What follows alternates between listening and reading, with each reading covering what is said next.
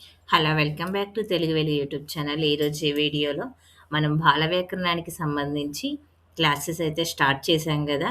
ఇప్పుడు సెట్ జరగబోతుంది. Plus DSC notification కూడా రాబోతుంది. కాబట్టి మనకి బాల వ్యాకరణానికి, తెలుగు సాహిత్యానికి సంబంధించిన వీడియోస్ అయితే చేయడం అయితే జరుగుతుంది.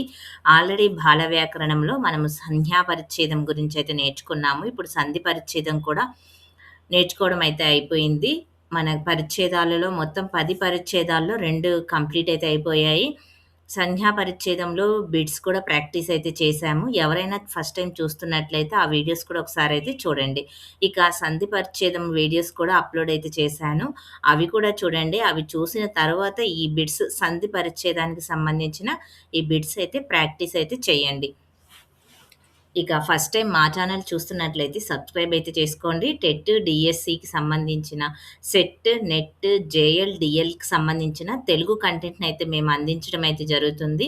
ప్రతి ఒక్కరూ ఈ తెలుగు సెట్ రాయాలన్నా, నెట్ రాయాలన్నా, డీఎస్సీ రాయాలన్నా గానీ కంటెంట్ అయితే మా ఛానల్‌లో ఉంటది.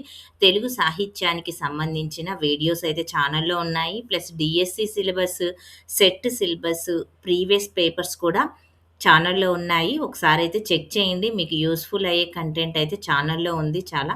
మీరైతే వాటినైతే ఒకసారయితే చెక్ చేయండి. ఫస్ట్ టైమ్ చూస్తున్నట్లయితే సబ్స్క్రైబ్ అయితే చేసుకోండి. ఇక వీడియో నచ్చితే లైక్ అయితే చేయండి. వీడియోని స్కిప్ చేయకుండా వీడియోనైతే చూడండి. మనకి ఎగ్జామ్‌లో డీఎస్సీలో దీని నుంచి మనకి బిట్స్ అయితే రావడం అయితే జరిగింది. ప్రీవియస్‌గా నెట్ జరిగింది కదా! నెట్‌లో కూడా మనకి బిట్స్ అయితే రావడం అయితే జరిగింది. ఎవరైనా మళ్ళీ నెక్స్ట్ నెట్‌కి అప్లై చేయాలన్నా గానీ, దాంట్లో మనకి నెట్ సిలబస్‌లో బాల వ్యాకరణం అనేది మనకొక టాపిక్‌గా ఉంది. ఆ టాపిక్ నుంచి మనం ఇప్పుడు బాల వ్యాకరణం ఫస్ట్ కంప్లీట్ అయిపోయిన తర్వాత నెక్స్ట్ ఛందోదర్పణం గురించయితే తెలుసుకుందాము. ఇప్పుడైతే బాల వ్యాకరణం అయితే స్టార్ట్ చేశా నేను. ఇక వీడియోలకైతే ఎళ్ళిపోదాము. సంధి అంటే సామాన్యార్థంలో ఇలా చెబుతారు అనైతే ఇచ్చారు. సామాన్యార్థంలో ఇలా చెప్తారంటే వర్ణాల వ్యవధానం లేని కలయిక, చేరిక, వర్ణలోపము, వర్ణాగమము, వర్ణాదేశాలు కలగడము. అంటే మనకు సంధి అంటే వర్ణాల వ్యవధానం లేని కలయిక. అంటే వర్ణాలను విడదీసి మనము కలుపు కలిపితేనే సంధి అవుతాయి. కాబట్టి ఇక్కడ కలయిక, చేరిక అనేది వ్యవధానం లేని కలయిక అంటే విడివిడిగా ఉండేది కాకుండా కలిపి చదవడం. 2 పదాలని కలపటాన్నే మనము సంధి అని అంటాము. ఈ సంధి కలిపేటప్పుడు వర్ణ లోపం జరుగుతది, వర్ణ ఆగమం జరుగుతది, వర్ణ ఆదేశాలు గూడా కలగడం అయితే జరుగుతుంది. మనము సంధి విడదీసినప్పుడు 2 పదాలని కలిపినప్పుడు సంధి ఏర్పడుతుంది. 2 పదాలు ఏ విధంగా కలిపాము అంటే 2 అర్థవంతమైన పదాల కలయికనే మనము సంధి అని కూడా అంటాము. ఇక ఈ మూడిటికి మనకు అన్నీ సరియైన సమాధానాలే.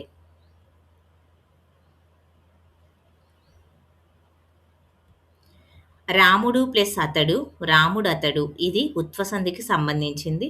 ఈ ఉత్వసంధిలో రాముడు ప్లస్ అతడు అనేది ఈ సంధి కిందకైతే వస్తుంది అనైతే ఇచ్చారు.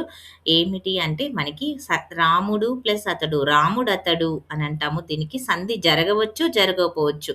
రెండిటికి వైకల్పికం అంటేనే సంధి జరగటము, జరగకపోవడము. నిత్య సంధి అంటే రాముడతడు నిత్యంగా వ్యాకరణ కార్యము జరగడాన్ని మనము నిత్య సంధి అంటారు. అనిత్యము అనంటే నిషేధము అని అర్థం. ఎడాగమము అంటే అనేది ఆగమంగా రావడాన్ని ఎడాగమము అని అంటాము.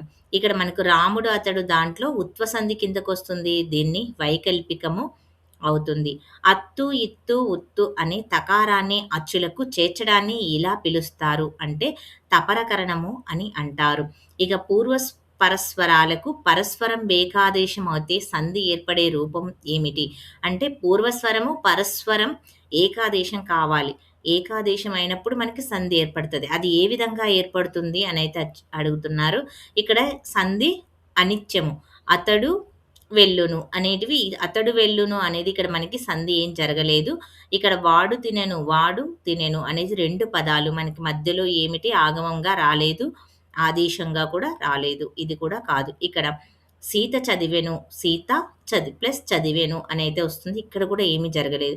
ఇక్కడ సోముడుండెను, ఇక్కడ మనకి సోముడు ప్లస్ ఉండెను ఇక్కడ మనకి సంధి రూపం జరిగింది. ఏకాదేశం అయింది కాబట్టి దీనిని ఇక్కడ సోముడండెను అనేదైతే దీనికి సమాధానం. ఆగమ సంధి ఏమిటి? మీ ఇల్లు, మీ ఊరు అనే దాంట్లో మనకి ఏమొస్తుంది? ఇల్లు అన్నప్పుడు మనకి ఇక్కడ యా అనేది ఆగమంగా వచ్చింది కాబట్టి మనకిది ఎడాగమ సంధి అవుతుంది. సంధి బహుళముగా వచ్చే అత్వసంధి రూపాలలో అన్యకార్య ప్రవృత్తి రూపం ఏమిటి అంటున్నారు. అన్యకార్యము అంటే వ్యాకరణం అనేది మనకి వేరే విధంగా జరగడాన్ని మనము అన్యకార్యము అని అంటారు. మనకు సంధి నిషేధంగా కాకుండా, సంధి నిత్యంగా కాకుండా, వైకల్పికం కాకుండా జరిగేదాన్ని వేరే విధంగా జరగడాన్ని మనము అన్యకార్యము అని అంటారు. ఇక్కడ అన్యకార్యములో చూడండి రామయ్య, రామ ప్లస్ అయ్య అవుతుంది. రామయ్య ఇది సంధి నిత్యమే. ఇక్కడ అమ్మ ఇచ్చెను. ఇది ఎడాగమ సంధి కిందకైతే వస్తుంది. ఇక్కడ మేనల్లుడు, మేన యల్లుడు ఇక్కడ కూడా సంధి జరిగింది. అన్యకార్యం అంటే ఒకానొక అంటే దీన్ని ఏమంటాము? ఒక ప్లస్ ఒక అని ఒకానొక అని అంటాము. కాబట్టి దీన్ని అన్యకార్య ప్రవృత్తి రూపము అనైతే అంటాము. ఇక ఒక ప్లస్ ఒక సంధి జరిగిన రూపము ఏమిటి అనేది ఇచ్చారు. ఒకానొక అనేది సంధి జరిగిన రూపము. ఇక బహుళము అంటే సంధి ఇన్ని రకాలుగా రావడము. అంటే మనకి బహుళము అంటే మనకి 4 విధాలుగా వస్తుంది. అది నిత్యంగా రావచ్చు, సం అనిత్యంగా రావచ్చు. అనిత్యం అంటేనే నిషేధము. ఆగమంగా రావచ్చు, ఆదేశంగా రావచ్చు. ఇలాగా మనకి వైకల్పికంగా రావచ్చు. ఇక మనకి అన్యకార్యంగా గూడా రావచ్చు. అందే బహుళము అంటేనే మనకి 4 విధాలుగా జరగడాన్ని మనము బహుళము అని అంటారు. ఇక విధించబడ్డ వ్యాకరణ కార్యాలు ఒక పక్షంలో జరగడము, మరొక పక్షంలో జరగకపోవడాన్ని మనం ఏమంటాము అంటే, ఒక పక్షంలో జరిగి, ఒక పక్షంలో జరగకపోవడాన్ని విభాషణ లేక వైకల్పికము అని అంటాము. నిత్యం అంటే సంధి ఖచ్చితంగా జరగడము. అనిత్యం అంటే నిషేధము. సంధి అసలు జరగకపోవడాన్ని నిషేధం అంటారు. బహుళము అంటే నిత్యము, అనిత్యము, వైకల్పికము, అన్యకార్యం జరగడాన్నే బహుళము అంటారు. ఇక ఒక పక్షంలో జరగడము, ఒక పక్షంలో జరగకపోవటం అని ఇచ్చారు కాబట్టి మనకిక్కడ వైకల్పికము లేదా విభాష అని చెప్పాలి. ఇక శ్రీవాచక తత్సమ సంబోధనాలకు సంధి లేదని సూరి చెప్పిన సంధి కార్యము ఏమిటి అని అంటున్నారు. ఇక్కడ స్త్రీవాచకము, తత్సమము, సంబోధనాంతకాలు సంధి లేదని చెప్పింది ఏమిటంటే మనకి అత్వసంధిలో చెప్తారు. మీరు ఇవన్నీ నేను వీడియోలో అయితే చెప్పాను. మనకి సంధి పరిచ్ఛేదంలో మనకి 3 వీడియోస్ అయితే అప్‌లోడ్ అయితే చేయడం అయితే జరిగింది. మీరు ఆ 3 వీడియోస్ చూసిన తర్వాతనే ఈ బిట్స్ అయితే ప్రాక్టీస్ చేయండి. అప్పుడే మీకు అర్థమవుతుంది. మీరు బిట్స్‌ని అయితే ఈజీగా చేయగలుగుతారు. ఏ ఎగ్జాంపుల్స్ కూడా చెప్పడం అయితే జరిగింది దాంట్లో. ఆ ఎగ్జాంపుల్స్ కూడా మీరు ప్రాక్టీస్ అయితే చేయండి. ఏమి, మరి, కి అనే షష్ఠి రూపాల్లోనికి ఇత్వ సంధి అనేది మనకి ఏ విధంగా వస్తుంది అని అడగడం అయితే జరిగింది. ఏమి, మరి, కి షష్ఠి రూపాలలో ఇత్వ సంధి ఏ విధంగా వస్తుంది అని ఇచ్చారు. మనకి ఇత్వ సంధిలో మనకి ఏమవుతుంది అక్కడ? వైకల్పికముగా వస్తుంది. ఇక పోలికను అనుసరించి తెలుసుకునే పద సముదాయానికి వ్యాకరణ పరిభాష ఏమిటి అనేది ఇచ్చారు. పోలికకు సంబంధించినది తెలుసుకునే పద సముదాయానికి వ్యాకరణ పరిభాష అనేది ఆకృతి గుణము. పోలికను అనుసరించి తెలుసుకునే పద సముదాయానికి వ్యాకరణ పరిభాష ఏమిటి అంటే ఆకృతి గణము. నీవు, మీరు అనే ఈ పరుష బోధకాలు ఏమిటి అనంటే మనకి ఉత్తమ పురుషలో నేను, మేము అనేటివైతే వస్తాయి. మధ్యమ పురుషలోనే నీవు, మీరు అనైతే రావడం అయితే జరుగుతది. ఇక ప్రథమ పురుషలో వాడు, వారు అని రావడం అయితే జరుగుతది. క్వార్థకమైనటువంటి ఇత్తునకు సంధి జరగదని తెలిపే రూపం ఏమిటి? క్వార్థమైన ఇత్తునకు సంధి జరగదని తెలిపే రూపం ఏమిటంటే వచ్చిరప్పుడు, వచ్చిచ్చెను, ఏలితివప్పుడు, వచ్చి ఇచ్చెను అన్నప్పుడు ఇక్కడ క్వార్థకము అనంటే మనకి జరిగిపోయిన కార్యము. దానికి ఇత్తునకు సంధి జరగదని తెలిపే రూపం. సంధి మనకి జరగలేదు అని చెప్పే రూపం ఏమిటి అనైతే ఇక్కడ అడుగుతున్నారు. మీకు ఆన్సర్ తెలిస్తే మీరు కామెంట్ అయితే చెయ్యండి. మీరు ఇవి ఫాస్ట్‌గా మీరు ఆన్సర్స్ అయితే చెయ్యండి. క్వార్థకము అంటే చేసిన పనిని మనకి భూతకాల అసమాపక క్రియని మనము క్వార్థకము అనైతే అంటాము. వచ్చి ఇచ్చెను, ఇచ్చెను అనేదైతే ఉంది కదా! ఇక్కడ ఇత్తునకు సంధి జరగని రూపము. ఈ అనేది ఇక్కడ జరగలే. వచ్చిరప్పుడు, వచ్చి ప్లస్ రప్పుడు అప్పుడు. వచ్చిరి ప్లస్ అప్పుడు మనకి వచ్చిరి అనేది ఇక్కడ ఈ అనేది మనకు జరిగింది. వచ్చిచ్చెను, వచ్చి ప్లస్ ఇచ్చెను, వచ్చి ఇచ్చెను. ఇక్కడ ఈ. ఏలితివి అప్పుడు, ఏలితివి ప్లస్ అప్పుడు, ఏలితివప్పుడు. వచ్చిరి ప్లస్ వచ్చి ప్లస్ ఇచ్చెను, వచ్చి ఇచ్చెను. మనకిక్కడ ఈ అనేది సంధి జరిగింది కాబట్టి, జరగని రూపం ఏమిటి? మనకి ఇక్కడ ఎడాగమము సంధి అయితే అయింది కాబట్టి, ఇక్కడ మనకి ఫస్ట్ ఆప్షన్ అయితే కరెక్ట్. భూతకాలిక అసమాపక క్రియను ఇలా పిలుస్తారు? క్వార్థము అని పిలుస్తారు. ఇక ఏయాదులు ఇత్తునకు సంధి వైకల్పికమని సూచించే పదాలు ఏమిటి? ఏయాదులు ఏమిటివి? ఏమంటివి? ఏమి యంటివి? ఇవి అనేటివి మనకి ఏయాదుల కిందకైతే వస్తాయి. ఔరా ప్లస్ ఔరా ఇందులోని పరరూపం ఏమిటి? పరరూపాన్ని మనం ఏమంటాము? ఆమ్రేడితము అని అంటాము. ఇక్కడ రెండు పదాలు మనకి ఒకే విధంగా ఉంటే దానిలో ఉన్నటువంటి రెండవ పదాన్ని మనమే ఆమ్రేడితము అని అంటాము. అచ్చునకు ఆమ్రేడితం పరమైనప్పుడు ఏర్పడే రూపాలు ఏమిటి? అచ్చునకు ఆమ్రేడితం పరమైనప్పుడు ఏర్పడే రూపాలు ఆహా, ఓహో, ఇక్కడ ఏటా, ఏటు ఇవన్నీ మనకి ఆమ్రేడితము పరమయ్యే రూపాలే. ఈ 3 కూడా ఆమ్రేడిత పర రూపాలే. ఇక క్రింది వాటిని జతపరచండి అనేది ఇచ్చారు. ఇక్కడ ద్విరుక్తము, సంయుక్తము, సంశ్లేషణము, అసంయుక్తము అనేది ఇచ్చారు. ద్విరుక్తము అంటే మనకి ఒక హల్లు మీద అదే హల్లు రావడాన్ని మనము ద్విరుక్తము అని అయితే అంటాము. ఇక్కడ ఇచ్చారు చూడండి ద్విరుక్తము.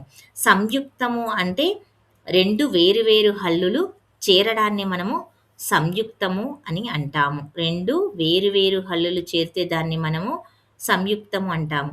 సంశ్లేషము అంటే మీదు హల్లుతో కూడుకొని ఉండడం. ఒక హల్లు ఉంటుంది, ఇంకొక హల్లు వేరే హల్లు రావడాన్ని మనము సంశ్లేషము అని అంటాము. ఇక్కడ అసంయుక్తము అంటే ఏ హల్లు చేరని మూలాల రూపమే మనకు అసంయుక్తము అవుతుంది. ఏ హల్లు మనకి చేరదు, దీన్ని అసంయుక్తము అవుతుంది. ఇక్కడ మనకి ద్విరుక్తానికి ఫస్ట్ రా అయితే ఉంది, తర్వాతది యా, థర్డ్‌కి ల, ఫోర్త్‌కి వ. ఇది మనకి ఆప్షన్ అయితే సెలెక్ట్ చేసుకోవాలి. ఇక్కడ క్వార్థమైనటువంటి ఏగి కింది సంధి కార్యము అంటే మనకి ఏగి అనే దానికి సంధి కార్యము అనేది జరగదు. ఇక్కడ చిన్నయ్య సూరి ఏగి అనే దానికి సంధి కార్యం జరగదు అనైతే చెప్పడం అయితే జరిగింది. అందు, అవ అనేటివి అపదాది స్వర సంధి ప్రకారము. ఇవి ఏమిటి? పదాల, అపదాల, తత్సమ పదాల, తెలుగు పదాల అనేదైతే ఇచ్చారు. అందు, అవ అనేటివి అపదాది స్వర సంధిలో మనకి ఈ పదాలనైతే వస్తాయి. ఇక అపదాదిని ఇలా నిర్వచించగలము అనేది ఇచ్చారు. అపదాదిని మనము ఏ విధంగా నిర్వచిస్తాము? స్వతంత్ర ప్రయోగానికి అర్థం కానివి, ప్రత్యయాలు అని, ప్రకృతితో కూడి ఏర్పడేటివి అని మనము అంటాము. ఈ 3 రకాలుగా మనకైతే అపదాదిని ఈ విధంగా నిర్వచించగలరు అనేది ఇచ్చారు. వీటిని అపదాదిని మనం ఏమంటామంటే స్వతంత్ర ప్రయోగాలు కానివి అని, ప్రత్యయాలు అని, ప్రకృతితో కూడి ఏర్పడేటివి అని కూడా అపదాదులనైతే చెప్పవచ్చును. మూరెడు, అర్ధించు వీటిలో ఏడు, ఇంచు అనే పదాలు ఈ సంధిని తెలుపుతాయి. ఇక్కడ ఏడు, ఇంచు అనే పదాలు మనకి మూరెడు, అర్ధించు అనేటివి ఏ పదాలు అని అంటున్నారు? మూరెడు అనేటివి అపదాది పదాలు, అపదాది స్వర పదాలు. ఎనిమిదవది ఇందులోని అవక్ అనేటివి ఏమిటి అనేది ఇచ్చారు. అవక్ అనేటివి సంఖ్యావాచక విశేషణ అపదము, సంఖ్యావాచకానికి విశేషణం యొక్క అపదము. ఇక్కడ కుట్టుసురు, నట్టిల్లు, నిట్టూర్పు వీటిలోని ద్విరుక్త టకారం ఏమిటి అనేది ఇచ్చారు. ద్విరుక్త టకారం కావాలి అని అంటే మనకి ఆదేశంగా వచ్చేది కాబట్టి దీంట్లో మనకి కుట్టుసురు, కుట్టు ప్లస్ ఉసురు, కుట్టుసురు అవుతుంది. నట్టి ప్లస్ ఇల్లు, నట్టిల్లు ఇది మనకి ఆదేశంగా వచ్చేది. కురు, చిరు, కడు, నిడు, నడు శబ్దాలలో రాఢాలకు ఆదేశంగా వస్తుంది కాబట్టి దీనిని ద్విరుక్త టకారము అని అంటాము. ఇది ద్విరుక్త టకారానికి సంబంధించినది. వాడు కొట్టెను గా మారడాన్ని ఏమంటారు అనన్నారు. మనకి ఇక్కడ సమాస రూపమా? లేకపోతే గసడదవాదేశ రూపమా? సరళాదేశ రూపమా? ధృత సంధి రూపమా అని ఇచ్చారు. మనకిక్కడ ఏమవుతుంది? వాడు కొట్టెను అనేది మనకిక్కడ ఏమవుంది? ఇక్కడ పరుషాలకి ఏమవుతుంది? సరళము ఆదేశంగా వచ్చింది కాబట్టి దీనిని వాడు స్థానంలో గా రావడం అయితే జరిగింది కాబట్టి దీనికి మనకి గసడదవాదేశ సంధి. ఇక మనము ఈ వీడియోలో మనకి 28 బిట్స్ అయితే చూసాము. మళ్ళీ నెక్స్ట్ వీడియోలో మిగతా బిట్స్‌ని అయితే చూద్దాము. వీడియో లెంత్ అయితే ఎక్కువైపోతుంది. ఇక మీరు ఈ బిట్స్‌లో మీరు ఆల్ లెసన్స్ చదివిన తర్వాత మీరు ఎన్ని బిట్స్ చేయగలిగారు అనేది కూడా కామెంట్ అయితే చేయండి. మా వీడియో మీకు ఏ విధంగా ఉపయోగపడింది కూడా కామెంట్ అయితే చేయండి. ఇక ఫస్ట్ టైం చూస్తున్నట్లయితే సబ్స్క్రైబ్ అయితే చేసుకోండి. వీడియో నచ్చితే లైక్ చేయండి, షేర్ చేయండి, హైప్ ఆప్షన్‌లో పాయింట్స్ అయితే ఇవ్వండి. ఇక మీకు ఎలాంటి వీడియోస్ కావాలో కూడా కామెంట్ అయితే చేయండి.